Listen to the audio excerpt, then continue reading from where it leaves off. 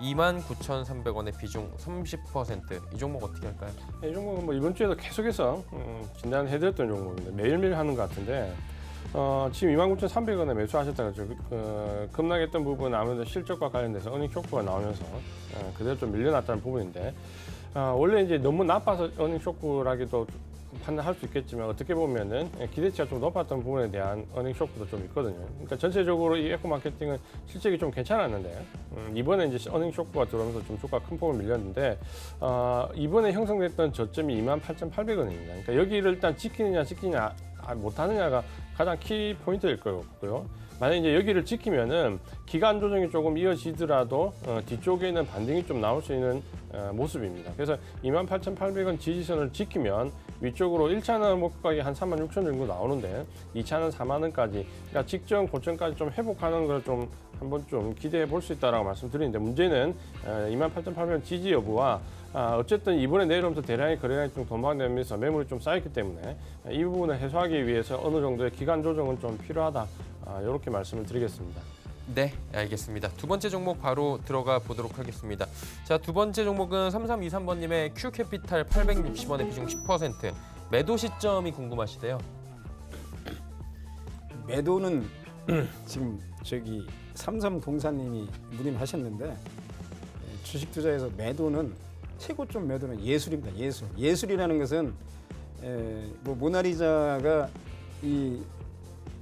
눈썹이 없지 않습니까? 예술입니다. 예술. 딱 그 눈썹이 없는 게 더 미인으로 해가지고 나중에 경매가가 올라갔는데 일단 어제 매수하셔가지고 축하를 드립니다. 오늘 상한가 뭐 종가에 끝날 것 같은데 그러면 고점을 잡아 드리라고 말씀을 드리는데 제가 보는 것은 내일 오늘 상한가 255원, 1,355원, 1,320원.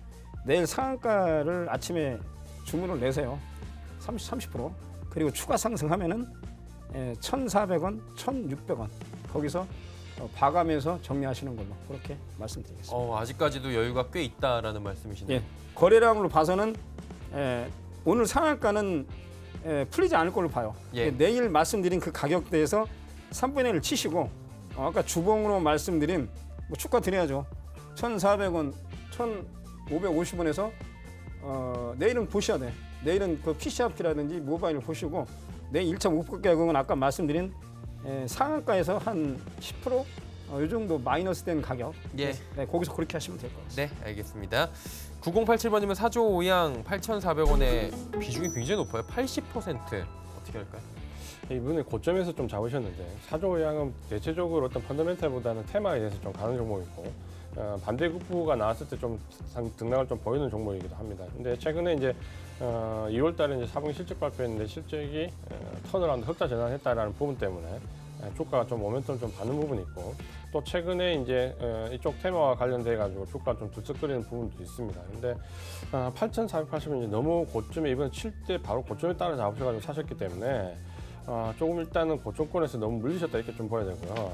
시세는 지금 기술적으로 봤을 때는 아직까지 좀 살아있는 시세입니다. 그러니까 아직까지 하방으로 내려가지는 않는데 문제는 이제 이게 내려가게 되면은 반등 여부가 굉장히 불특정해집니다. 그래서 일단 지지선은 7,700원 정도로 7,740원 정도인데 7,700원 정도로 지지선을 좀 설정을 해드리고요. 여기를 이탈하지 않으면은 지금 예상되는 그림은 조금 조정받았다가 그래도 8,200원 정도 위 정도에 한번 매수가 들어오지 않겠냐라고 보이는데 그 대신 이 8,490원 직전 고점을 넘어갈 수 있을지는 지금 아직까지는 좀 퀘스천입니다. 그래서 7,700원을 지지선으로 해서 8,200원에서 8,490원 요 사이를 1차 목표가로 좀 드리고요. 그러니까 이 구간에서 본전 근처에 왔을 때 청산을 하시거나 만약 꼭 넘어가시는 걸 보려고 하시면은 적어도 8,200원 정도에서는 지지선이 좀 유지가 돼야지만 상승적으로 좀 기대를 할 수 있다라고 말씀 좀 드리겠고요. 이런 종목은 철저하게 기술적으로 좀 접근하시라 이렇게 좀 말씀을 드리겠습니다. 네, 알겠습니다. 자, 다음 종목도 이어가 보도록 하겠습니다.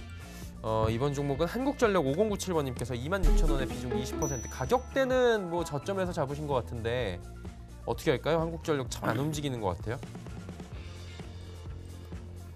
저기 대전에 계신 이 선배가 이 방송을 들으시는 것 같은데 제가 얘기했습니다. 여기 저점 24,560원 2019년 6월 전에 나왔는데 기간 조정이 길어질 거다.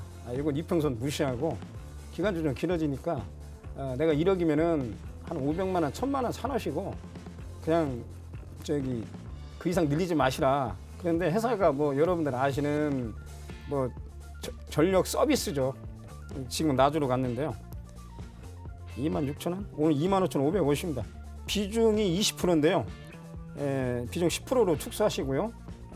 매수 가격 부분에서 축소하시고 나머지는 제가 방송 나올지 모르겠는데 올 연말까지 5%만 가져가세요. 10%는 5%. 현 정부에서는 못 갑니다. 그리고 말씀드린 것처럼 사우디나 영국의 그 원자력 발전 수출 얘기가 나올 때 그때 비중 확대를 말씀드리겠습니다. 네. 그리고 이 종목은 미국의 지위도 똑같아요.